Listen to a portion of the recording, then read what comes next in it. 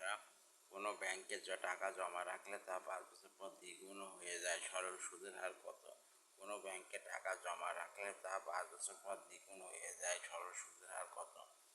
5 বছর পর সুদ আসল দ্বিগুণ হয়ে যায়। হ্যাঁ, তাহলে মনে করি আসল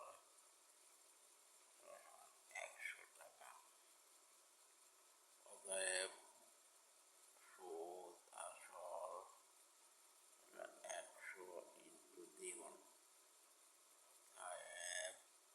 সমান 200 টাকা।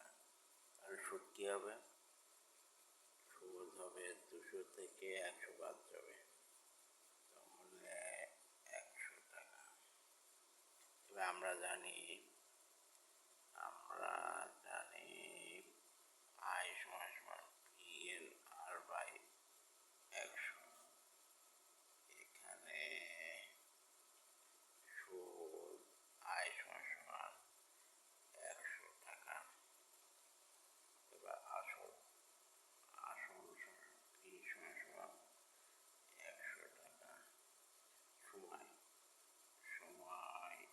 N সমান 5 বছর, আর সুদের হার কত? তাহলে মান বসায় 100, পি এর মান 100, এন এর মান 5 আর বাই 100, আর এর জন্য যে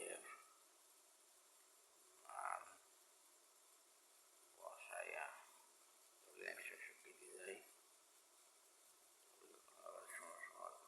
100 বাই 5 সমান 20। অ্যান্সার হবে 20%।